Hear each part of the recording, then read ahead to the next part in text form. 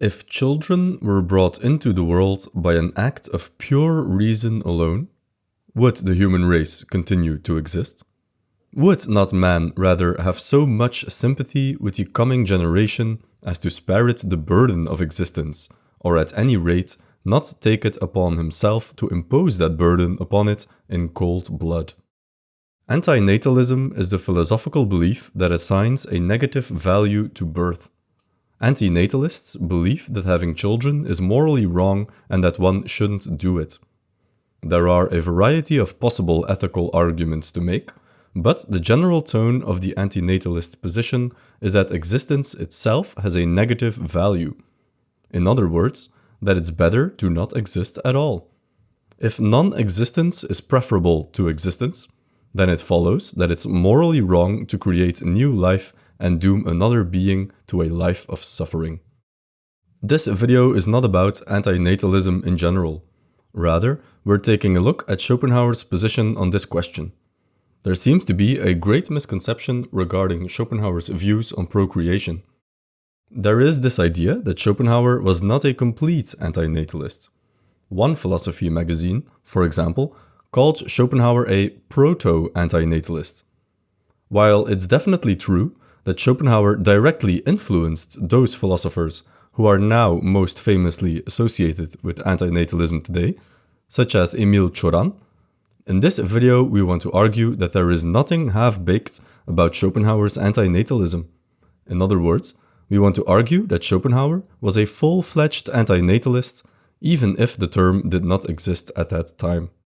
There are two main components to antinatalism. First, the belief that existence has a negative value, and two, the conviction that having children is morally wrong. Where Schopenhauer is concerned, everyone is in agreement that he adheres to the first belief, that existence has a negative value. It is the basis for his philosophical pessimism. The point of contention is whether or not he believed in the second idea, the ethical conviction that having children is wrong. The reason why there is considerable doubt on this point is that Schopenhauer never explicitly writes that it's wrong to have children. Plus, there is the biographical fact that Schopenhauer himself, at one point in his life, expressed his desire to have children and a family. However, we want to make the case that Schopenhauer also believed that having children is morally wrong, and therefore that he fits the definition of an antinatalist. But in order to do so, we have to read between the lines a little bit. First argument, the origin of suffering. We recommend you watch our series on Schopenhauer's main work, The World as Will and Representation. We go in much more detail there. But for the purposes of this video, we need to quickly go over why the world is such a hell, according to Schopenhauer. Recall how the world appears to us both as will and representation.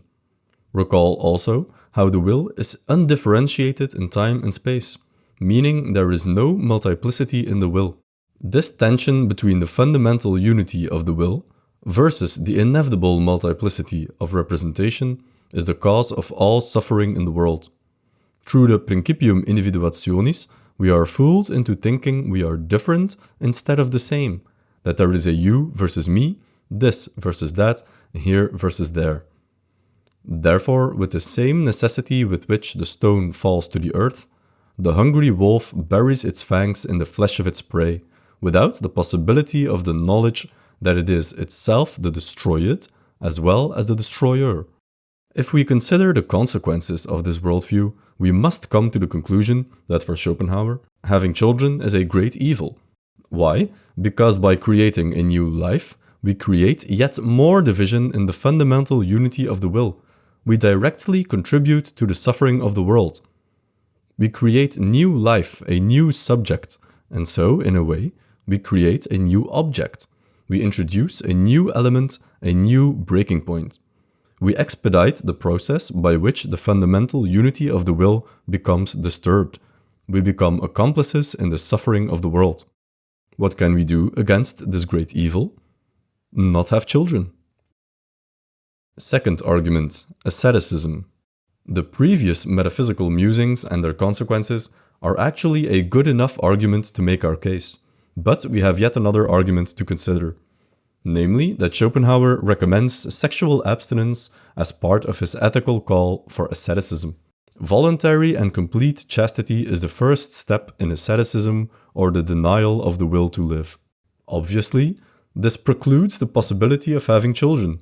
Of course, we should remember, and here some confusion may arise, that Schopenhauer advocated an ascetic lifestyle while also recognizing the reality of the world, that it's way too difficult for the average person to live in intentional poverty, to take long fasts, to become completely chaste, etc. For the vast majority of people, Schopenhauer advocated an ethics based on compassion. But in Schopenhauer's ideal world, we would all be saints and sages. Just because he realized this ideal is too hard for the majority to attain, doesn't mean he doesn't recommend it. He is making a practical consideration, not an ethical one. More people are familiar with Schopenhauer's essays than they are with his philosophy proper. Maybe that's why this aspect of his philosophy is often forgotten.